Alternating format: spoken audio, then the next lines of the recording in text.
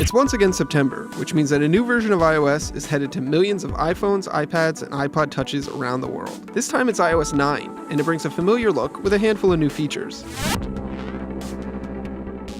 iOS 9 is not radically different from iOS 8, or even iOS 7, but it includes some forward-looking things that can really change the platform in the future.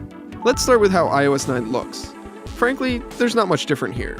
There's a new font, it's Apple's homegrown San Francisco, which debuted on the Apple Watch and is also coming to the Mac, and a new recent app switcher when you double-click the home button. I don't really love the font, though it has grown on me, but the app switcher is slower and more annoying to use than the one it replaced. Other visual changes include notifications sorted by date instead of app, which makes it much easier to clear in bulk, and a back button that lets you quickly bounce back to the app you were just using. It's great, but I wish Apple spent some more time actually designing the button. As it is now, it covers up your signal bars and is just a tiny line of text, as opposed to an icon or something more noticeable. Apple says there are battery life and performance improvements in iOS 9, but recent iPhones haven't really ever felt slow, and I haven't noticed much of a difference on my iPhone 6. Same with battery life, I haven't noticed a significant increase in my usage, whether I utilize the new power saver mode or not. But it's a new addition to Siri where we can really see the future of the platform. In iOS 9, Siri is bestowed with a bunch of new capabilities, including better voice recognition and smarter voice searches. It also, for the first time, attempts to be a dynamic assistant that predicts the information you'll need next before you ask for it. That might be providing an alert for traffic information to your next meeting, or showing you your most contacted friends or most used apps when you swipe left from the home screen. That new Siri screen also provides quick shortcuts to searches and maps and headlines from the new News app.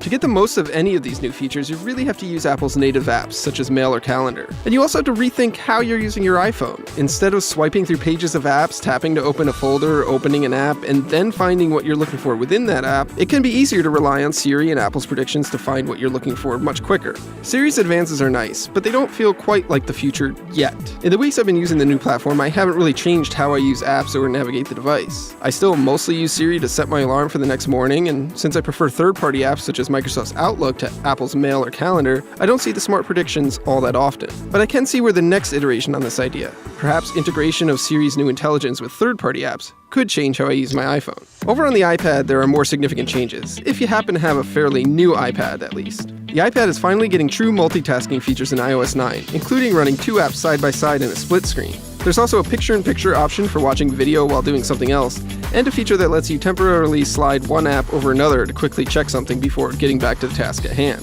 Only the iPad Air 2 and newer can take advantage of the split screen features, while older iPads can use slide over, picture-in-picture, and new keyboard controls to make it easier to input and edit text. Right now, only Apple's own apps work with the new multitasking features, but I expect the third-party apps will quickly be updated to support them. Apple has also updated and added a bunch of apps in iOS 9. Notes is more powerful, and Maps finally has transit directions, for example. Both are actually good, but not as full-featured as competitors like Evernote or Google Maps. Passbook got renamed to Wallet for whatever that's worth, and the biggest new app is News. News is customizable, fast, and stable, but it feels a little like it's reinventing the RSS wheel. We'll have to see how much support both Apple and publishers put behind it before we can really judge how good it is. But let's face it, you're going to update to iOS 9. It's a fine operating system that's fast, reliable, and stable. It's iterative like most of Apple's software updates, but when you look closely in the corners of it, you can see the groundwork for Apple's vision of the future of personal computing, where computers know what we want before we do.